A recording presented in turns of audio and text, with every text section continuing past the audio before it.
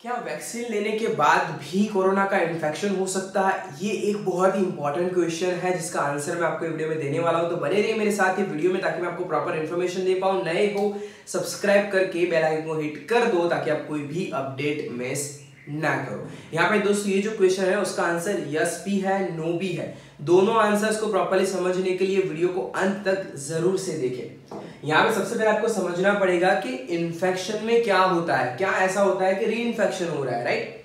तो जब इन्फेक्शन होता है तो आपकी बॉडी में जनरेट होते हैं एंटी बॉडी। आपकी बॉडी में जनरेट हो जाएगी एंटीबॉडी। मान लीजिए वो x amount of antibodies generate हो गए तो आप जो है वो कोरोना वायरस से रिकवर कर जाओगे।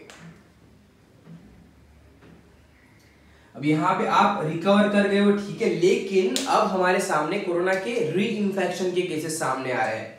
एक बार एंटीबॉडी जनरेट हो गए, रिकवर भी हो गए, उसके बाद फिर से कोरोना का इन्फेक्शन जो है हमारे सामने देखने को मिल रहा है। क्यों? क्योंकि ये जो एक्स अमाउंट ऑफ एंटीबॉडीज है ना, वो एक पर्टिकुलर टाइम, एक स्टडी में ये पाया गया है कि 2 to 3 मंथ्स के बाद ये x जो है ना वो गिरना स्टार्ट हो जाता है। वो 0.7x हो जाएगा, 0.6x हो जाएगा, 0.3x हो जाएगा। तो उसके बाद फिर से ये कोरोना का इन्फेक्शन होता है, राइट? तो अब जब हम वैक्सीन लेंगे तो कुछ इसी तरह की प्रोसेस होने वाली है। यहां पे एंटीबॉडीज जनरेट हुए, यहां पे भी एंटीबॉडीज जनरेट होंगे, ठीक है, लेकिन यहां पे क्या होगा, जो वैक्सीन है ना उसके अंदर जो वायरस है वो या तो वीक फॉर्म में होगा या फिर वो डेड फॉर्म में होगा। यहां तो फिर भी वो लाइव फॉर्म में है, राइट? तो यहां पे और ज्यादा ताकतवर है कंपेयर टू यहाँ पे उसके पास स्ट्रेंथ बहुत ज्यादा है। यहाँ पे तो वो वीक होगा या डेड होगा। तो क्या यहाँ पे फिर से इन्फेक्शन होगा? तो यहाँ पे क्या है कि अब तक जितनी भी वैक्सीन मार्केट में है उन सभी का मोस्टली ये दावा है कि यहाँ पे वैक्सीन लेने के बाद ये जो x amount of antibodies generate होते हैं ना, वो वैक्सीन लेने के बाद जो है ना वो काफी ज्यादा लाइक 5x जनरेट होते हैं।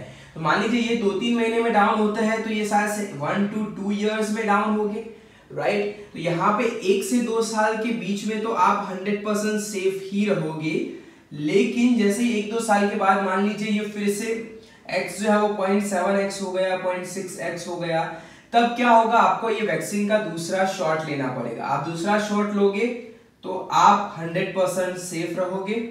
अगर आप ये दूसरा शॉट नहीं लेते हो तो आप अगेन एक रिस्क एरिया में आ जाओगे जहां पे आपको इन्फेक्शन हो सकता है। तो ये दो पॉसिबिलिटीज है। वैक्सीन के बाद ऐसा नहीं है आज वैक्सीन ले ली तो 1-2 महीने के बाद आपको इन्फेक्शन होगा, ऐसा नहीं होगा। लेकिन हर एक वैक्सीन की एक फिक्स एज होगी। यहाँ पे हमारे पास रशिया के बारे में इंफॉर्मेशन है कि रशिया की वैक्सीन में 2 साल तक इम्यूनिटी देगी, लेकिन ऐसी इंफॉर्मेशन हमारे पास ऑक्सफोर्ड की नहीं है। ऑक्सफोर्ड की लेटेस्ट जितनी भी स्टडीज अवेलेबल है इसमें मैक्सिमम 56 डेज का ही डेटा शेयर किया गया है।